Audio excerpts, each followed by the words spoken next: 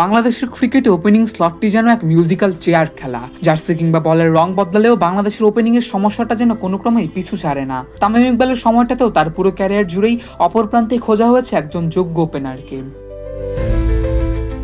একের পর এক পরীক্ষা নিরীক্ষার পরেও যেন ওয়ানডেতে যোগ্য একটি ওপেনিং জুটি দেখার সৌভাগ্য হয় না লাল সবুজ সমর্থকদের।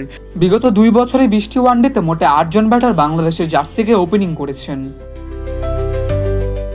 যদিও পরিসংখ্যানের পাতা উল্টালে দেখা যায় শেষ 20 ম্যাচে নাইম শেখ, এনামুল হক বিজয় এবং নাজমুল হোসেন শান্তরা ওপেনিং সুযোগ পেয়েছেন মাত্র একটি ম্যাচ করে। অন্যদিকে লিটন দাস 2 ম্যাচে ওপেন করতে নেমে ক্যারিয়ারে একটি রানও যোগ করতে পারেননি।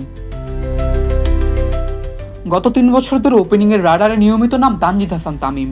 টি-20তে পারফর্ম করলেও একদিনের ক্রিকেটটা যেন নিজেকে মেলে ধরতে পারছেন না তানজিদ। ওয়ানডেতে 27 ইনিংস খেলতে নেমে মাত্র 20.67 গড়ে 558 রান করেছেন তিনি। সাম্প্রতিক আফগানিস্তান সিরিজে 2 ইনিংসে তার সংগ্রহ ছিল মাত্র 10 রান।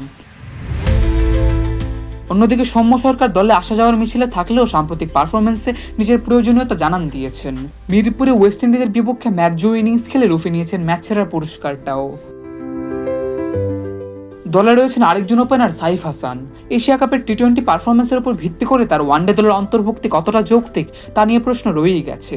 ক্যারিবীয়দের বিপক্ষে 80 রানের ইনিংসটি বাদ দিলে তার ব্যাটের ধারাবাহিকতার বড্ড অভাব। আলোচনায় রয়েছেন পারভেজ হোসেন ইমনও। আসছে বছরই দক্ষিণ আফ্রিকা, নামিবিয়া ও জিম্বাবুয়ের মাটিতে অনুষ্ঠিত হতে যাচ্ছে ওয়ানডে বিশ্বকাপ। তার আগে ওপেনিংয়ের এই সমস্যা দূর করতে না পারলে বরাবরের মতোই আবারও বিশ্বমঞ্চে ওপেনিং জটিলতায় ভুগতে হবে বাংলাদেশকে। স্বপ্নিল ভুঁইয়া, খেলা 71।